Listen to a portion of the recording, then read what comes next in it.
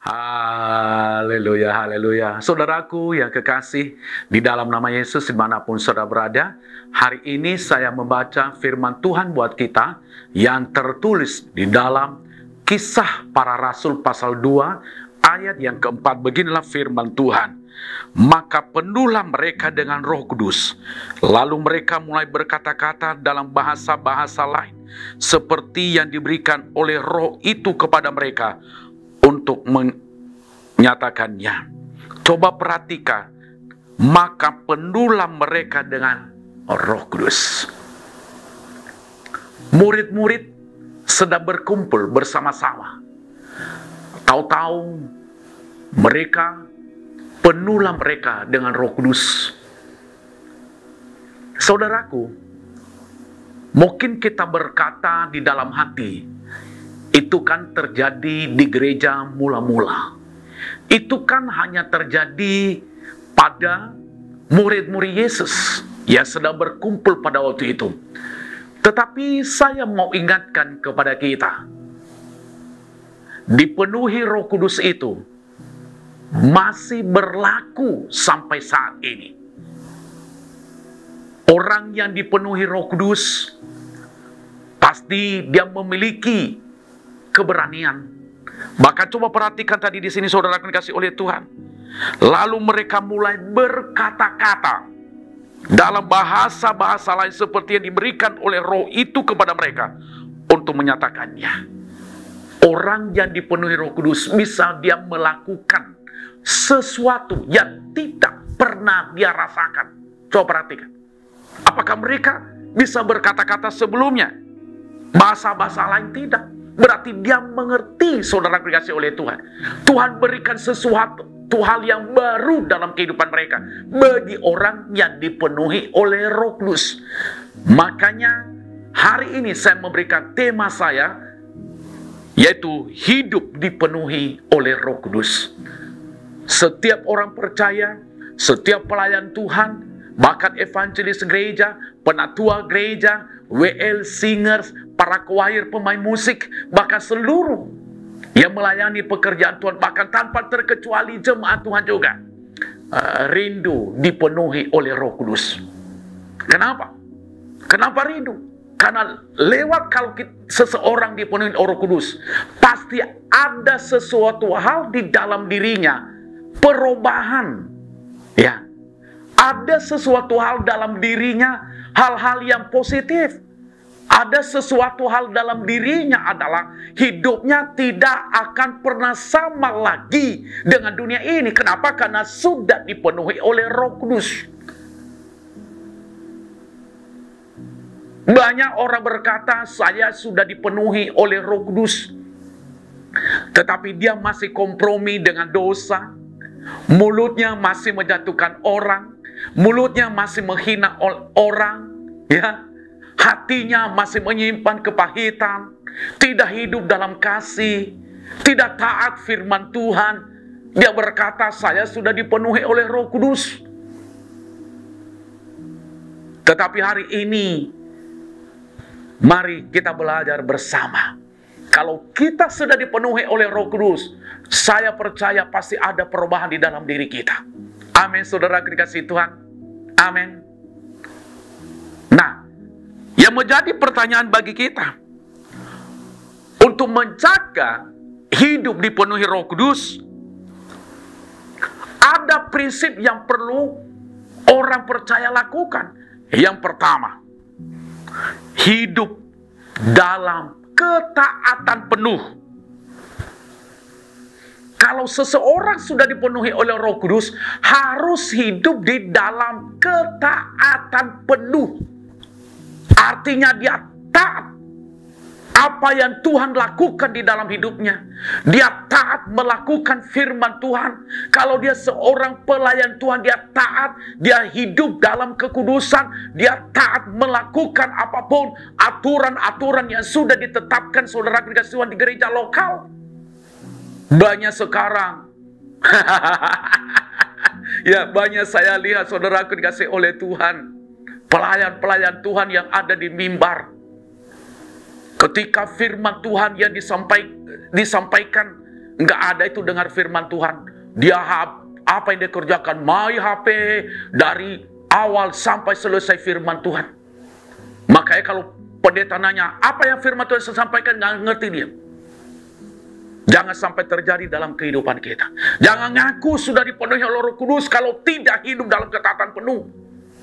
Orang yang hidup dalam ketaatan penuh, dia tidak hidup dalam perzinahan. Orang yang hidup dalam ketaatan penuh, dia, saudaraku, tidak melakukan seks bebas. Orang yang hidup dalam ketaatan penuh, saya percaya juga saudaraku, tidak korupsi. Orang yang hidup dalam ketaatan penuh, dia tidak menghina orang. Orang yang hidup dalam ketaatan penuh, dia menjaga hidupnya supaya tetap dalam kekudusan dan kesucian. Dan hidupnya selalu menyenangkan hati Tuhan. Hidupnya selalu menjadi berkat bagi banyak orang. Hidupnya selalu, saudaraku, memuliakan Tuhan. Itulah orang yang hidup dalam ketaatan penuh. Banyak orang berkata, saya hidup dalam ketaatan penuh, saya punya Roh Kudus. Tetapi hidupnya masih hidup dalam kedengkian. Masih menjelek-jelekan orang. Masih menjelek-jelekan gembalanya, pendetanya, penatua gerejanya, WL gerejanya.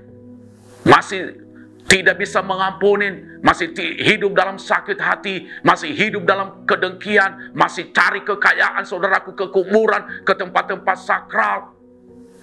Masih cari kesembuhan, saudara, dikasih Tuhan kepada orang-orang pintar.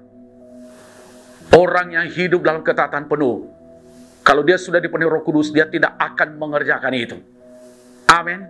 Katakan bersama dengan saya, amin. Yang kedua yang perlu saya sampaikan kepada kita, untuk menjaga hidup dipenuhi Roh Kudus, ada beberapa prinsip yang perlu dikerjakan. Yang kedua, harus hidup dipimpin oleh Roh. Kalau sudah dipenuhi Roh Kudus, ada beberapa prinsip yang dikerjakan adalah hidup dipimpin oleh Roh. Artinya, saudaraku dikasih Tuhan, dia tidak berlangkah sendiri. Dia tidak melakukan sendiri tanpa dia tanya Tuhan. Berarti orang yang dipimpin oleh Roh itu adalah hanya orang-orang yang menyerahkan hidupnya sepenuhnya kepada Tuhan.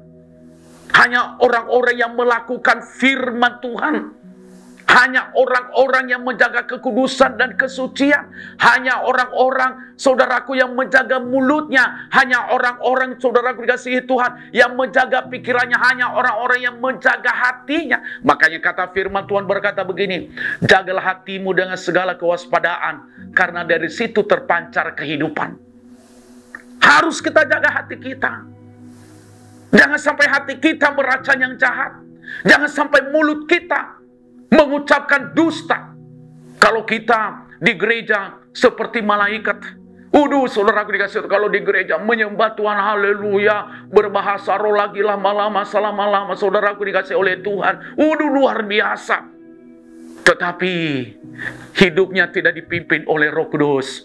Dia hanya nyampe di parkiran, baru terhalang mobilnya sedikit, ada parkir mobil orang lain di depan mobilnya, dia sudah caci maki, dia sudah hina orang. Apakah itu yang dipimpin oleh Roh Kudus? Bukan. Saudaraku dikasih tahu, orang yang dipimpin Roh Kudus tidak akan seperti begitu. Saya melihat di dalam Alkitab, orang-orang yang dipimpin oleh Roh Kudus rela mereka menyerahkan hidupnya kepada Tuhan. Salah satunya adalah Stefanus. Walaupun dia dilempari dengan batu, walaupun saudaraku, dia mati, tetapi karena dia dipenuhi dan dipimpin oleh Roh Kudus, apa yang terjadi, dia tidak takut kematian itu. Kenapa? Karena hidupnya untuk itu. Saudara dikasih Tuhan, kalau saudara dipimpin oleh Roh Kudus, berjalan dalam kebenaran. Jangan pernah putar-balikan kebenaran. Banyak orang yang memutar-balikan kebenaran di hari-hari ini. Banyak di medsos hari-hari ini, saudaraku, memutar-balikan kebenaran. Kenapa? Karena mereka tidak dipimpin oleh Roh Kudus. Orang yang dipimpin oleh Roh Kudus, dia seperti begitu, saudara dikasih oleh Tuhan.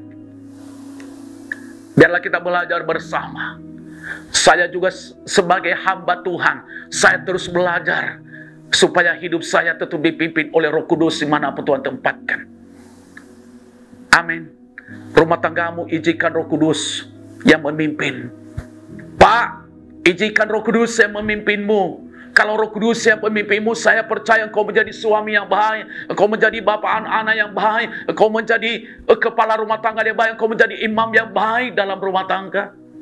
Kenapa? Karena dipimpin oleh Roh Kudus. Bu, kalau engkau dipimpin oleh Roh Kudus, saya percaya engkau taat kepada suamimu, engkau menghormati suamimu seperti itu Tuhan. Saya percaya engkau mendidik anak-anakmu. Dan saya percaya engkau menjadi tiang doa. Engkau mengarahkan rumah tanggamu akan semakin hari semakin dekat kepada Tuhan. Kalau engkau dipimpin oleh Roh Kudus. Hari ini anak-anak muda, kalau engkau dipimpin oleh Roh Kudus, pacaranmu pacaran kudus. Gimana pacaran kudus, saudara dikasihi Tuhan? Bukan nafsu yang diutamakan, tetapi yang diutamakan bagaimana bisa hidup dalam kekudusan, dalam berpacaran. Amin. Amin, saudaraku dikasihi Tuhan.